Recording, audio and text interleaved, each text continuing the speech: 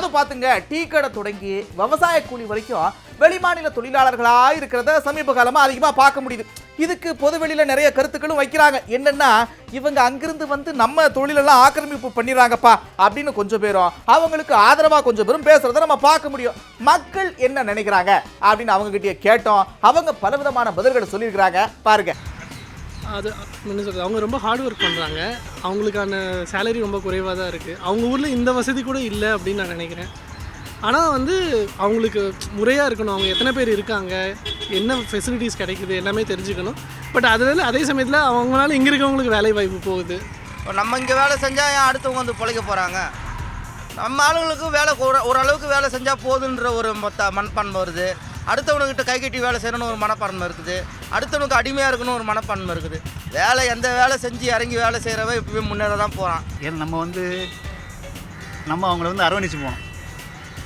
அவங்களும் ஒரு மனுஷன் தான். இல்லை, இப்போ பீகாரில் பூகம்பம் வந்தது, அதுக்கு நம்மளாம் நிதி கொடுத்தோம் இல்லைங்களா?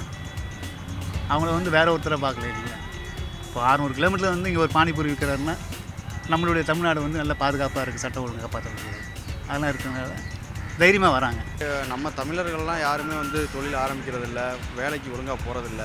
இதனால தான் சார் வெளிமாநிலத்துலேருந்து இங்கே பிழைக்கிறாங்க. நம்ம ஊரில் பிழைக்கிறதுக்கு நிறையா வழிகள் இருக்குது. அதை யாரும் முன்னுதாரணமாக எடுத்துக்கிட்டு அவங்க பண்ணுறாங்களே, அந்தளவுக்கு நம்ம லோக்கலில் இருக்கிறோம், நம்மளும் அந்தளவுக்கு மிகப்பெரிய அளவில் பண்ணலாம். ஆனால் யாரும் பண்ண மாட்டுறாங்க.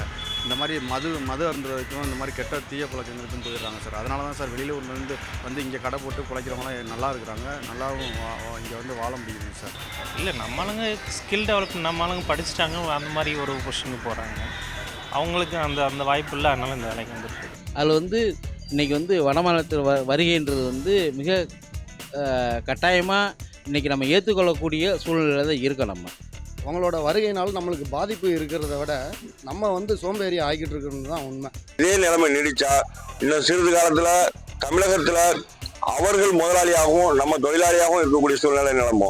இன்னைக்கு ஒரு நாளைக்கு சென்ட்ரல் ரயில்வே ஸ்டேஷனில் பார்த்தீங்கன்னா ஒரு ட்ரெயினில் இறங்குறாங்கன்னா அதில் ஒரு ட்ரெயினுடைய 3/4 பேர் இந்த தமிழகத்தில் வேலை வாய்ப்புக்காகவே இறங்குறாங்க. இவங்க குறைஞ்ச கூலிக்காக அவனை கூட்டு வந்து வேலை வாங்குறாங்க. ஆனால் இது தமிழ்நாட்டுக்கு கெட்ட சீக்கிரம் இது பிடிக்கும், சனியும் பிடிக்க போகுது தமிழ்நாட்டுக்கு.